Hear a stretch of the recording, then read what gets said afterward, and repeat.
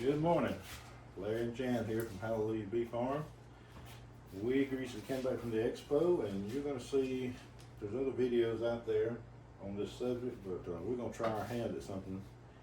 We met Matt and Alicia from Sandy Valley Honey Company. Great folks, and many of you know Matt has been making some fondant, and so we got a box of it here we wanted to try. And other than getting our stuff set out that we're going to use, I haven't opened the box. I don't know what it's going to look like on the inside, so we're just going to take you along with it, and hopefully we'll do a little short video on how we put it onto the hives, and a follow-up video when we see how the girls like it. So we're just going to open this box and see. I've seen a couple videos.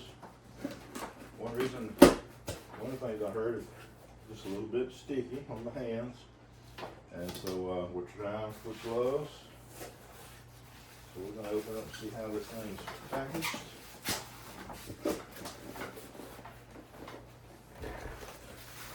I believe this box is supposed to be about 35 pounds. It feels like it.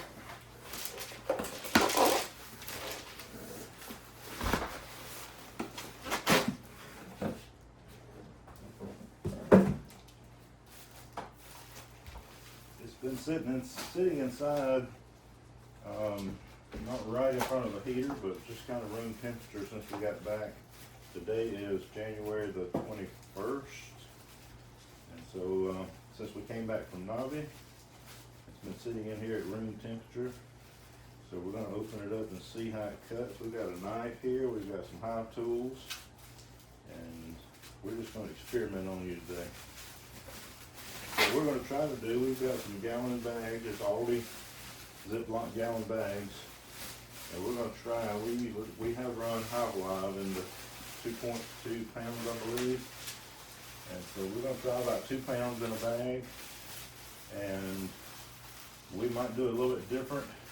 We'll show some of that when we get ready to put it onto the hive, but we're going to apply it the same way in general as we've applied hive live in the past. That's our plan and our goal. So I don't know what 2 pounds is going to be, but we're going to cut some off here and we're going to try it. We got a bag ready.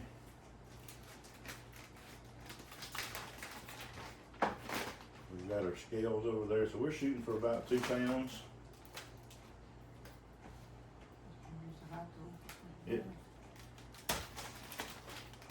It does cut fairly easy.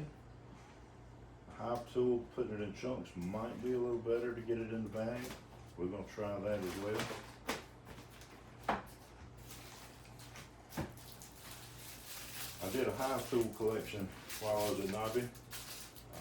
Never seem to have enough hive tools around. Every once in a while, one might get lost. I know y'all don't know anything about that. So this is one of my hive tools that I collected along the way. So I'm going to try taking little chunks off of it. That might be the better way. You get something, you just play with it and see what works better for you. And we're just going to have to experiment. I don't know what it takes to make 2 pounds.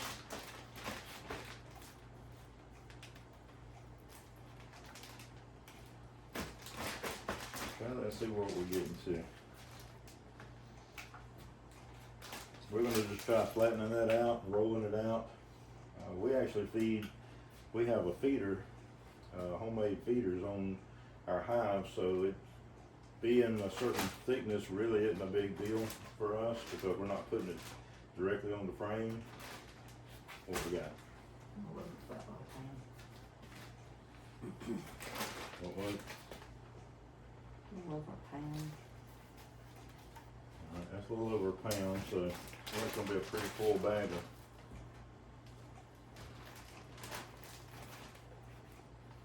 Alright, 2 pounds. 0.3. Alright, we'll just go with that. 2.3, I think hive live comes in like 2.2. It's not an exact science. The bees aren't gonna care one bit.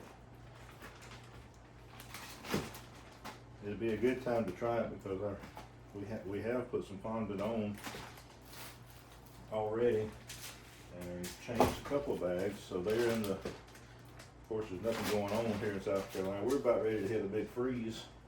Got a big major winter storm they think is gonna take place this weekend. Something we don't do well in South Carolina.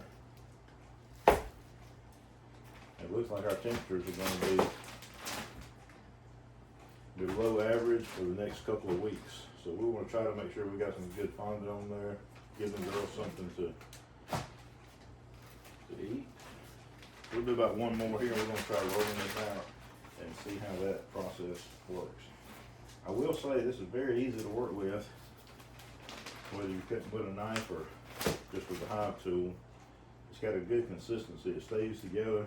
I mean, you see it falling off there, but once you mash that just a little bit, very pliable, and it's not hard. It doesn't take a lot of effort either way you decide to cut it. You don't know what you're doing. I could have cut a slice off with that knife. And hive tool just makes easy work going through it. It will stick to your hands a little bit, but I haven't seen anything in beekeeping that's not messy.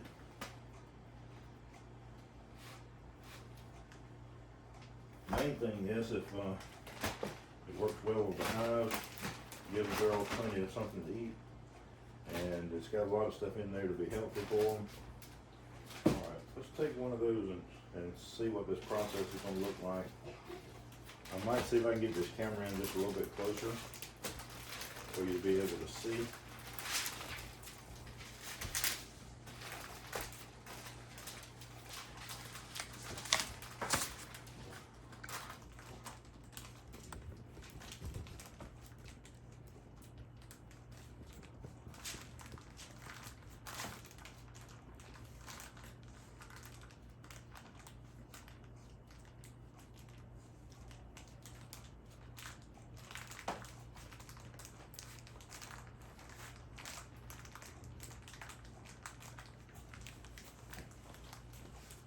The idea is just get it rolled, mashed out good and flat. And once you put that on, we'll show that process. Some of you may have seen the fondant helpers that Hive Alive came up with. They use in their bag. We haven't ever tried it with a Ziploc bag, but just goes in the center. And as I said, we have a feeder box with a hole. So we're going to try that. That's why we're going to try to get it just in one big flat patty. I don't know how much effort it's going to take and how much pressure to roll those out. And so we're trying this straight out the box. I'm sure the warmer it is, probably the easier it would be. I say room temperature. We don't keep our rooms real hot. It hadn't been exposed to any direct heat.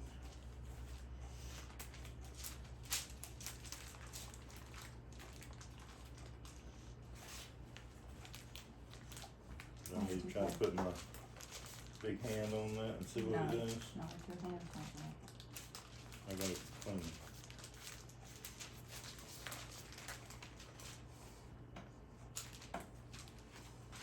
Alright. So that's gonna work. That's gonna work pretty well. We'll continue to mash that out a little bit flatter, try to get as much coverage in that bag as we can.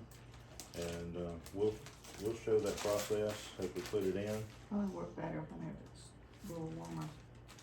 We may set these, we're in some cold temperatures already. We're in the low 20s this morning, I think about 21 degrees outside.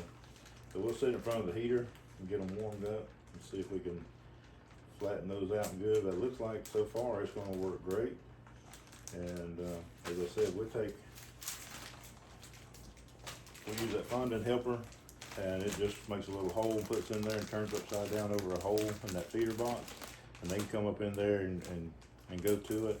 I love the consistency of it. That looks great. Looks like Matt did a great job on that, and we'll share his information as well.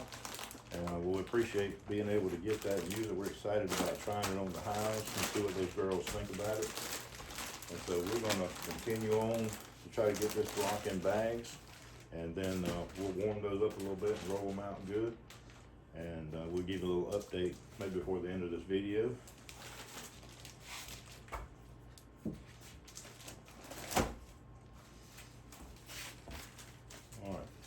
We're gonna pause this for right now. I know you don't want to see us filling the same bags over and over, but we'll update this on a little bit more on the video and show you this process. But so far, it looks like it's packaged very well. Looks like it's made well. It cuts good. It's very pliable. Looks like it's gonna be a great product. So I'm excited about it so far. We'll check back in just a little bit. Okay, we're back for just a quick update. We have finished with that block. We have 15 bags and we had a little bit, about 2.2, 2.3 pounds in each one. I just want to tell you a few things that we learned along the way. You see, this is just a block, sink cutout block with Formica on it. With parchment paper. The parchment paper is easy cleanup, but it really was slick in trying to work with it. We think maybe the next time we just ditch the parchment paper, do it right on this. If you're doing it on your own account, you might want something to protect it. This is just a cutout that we use to work on. Origami board. Origami board, and it looks like it's cleaned up really good with water because I'm gonna do a little close up with my glove. And what I found is, I'm not sure how that's turning out, but just the heat of your hand really heats that up. So what we're gonna do now, we got these 15 bags and we're just gonna, now that it's out of that big block and the heat can get all the way around it, it's gonna soften up really quick. So we're gonna let that sit there while we do an airing and come back, and then we're gonna mash that out and roll it out flat, and we'll give you an update on that. Overall, it's been a great, looks like everything's gonna clean up well. It's easy to clean up, but the only thing that we really see that we do different is probably not use the parchment paper, and I think everything else will clean up fine without it. So I just wanted to, been a great experience so far, but we'll keep you updated and let you see how it goes. But you can tell as soon as that warmth hits it, even the air, and especially the temperature of my hand, it really softens up even more. So I think that's going to be great to work with as soon as we get some temperature on it. But we'll check back with you and let you know how that goes. We started about 8:15 and finished up about 9:15. So, well, no, we started about 9:45. We didn't take about 30 minutes. We spent about 30 minutes, and that's counting with working with the video as well. But it didn't take that long to do it. It cut really good. It's cut it in chunks, put it in bags. So the process is really simple. But we'll keep you updated. Thanks, Matt and Alicia. Very good product. Okay, we are back at it. Today is actually January 22nd. Yesterday we had a few errands and it turned into an all-day event. I know y'all don't have that happen to you, but we were gone all day, and so we left this. When we left off, we were just putting the fondant in bags and started to mash it out, and it seemed to be a little bit stiff.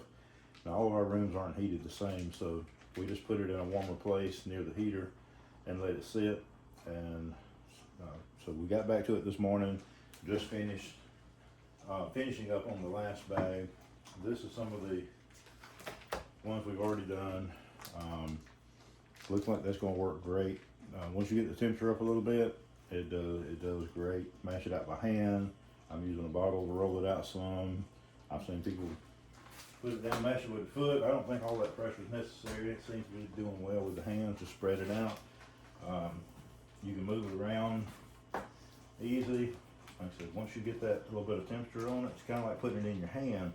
When we were taking it out, putting it in the bags, I noticed that once the warmth of my hand got on it, that it got just almost liquid. If it stayed there very long, it just got real soft. And so it's kind of the same principle. We just set it in a place where there's a little bit of heat, and that's just, you can do about whatever you want to with it right there. These bags don't go quite to the zipper, most of them. And you know, if you don't get it quite level, the bees really don't care. We're just trying, I like to try to have it fairly consistent on the thickness, and it just lays in there well and gives the bees, once they get started working on it, they don't have those kind of ups and downs. But again, I don't think they worry about it near as much as we might. But these are shaping up really good. Now we haven't tried them with the little fondant helpers that we use on the other packs. So we're going to do that in just a little bit. We'll be out in the yard. We'll take y'all along for that. If the video gets too long, we'll just make a separate one and let you see how it all turns out. But I think it's going to work really well. Like I said, I like the way it's doing in the packs. And we've got 15 of them ready to go. And when it warms up just a little bit outside, we're going to go try them in the yard. And hopefully we'll take you right along with us. We'll check back in when we get there.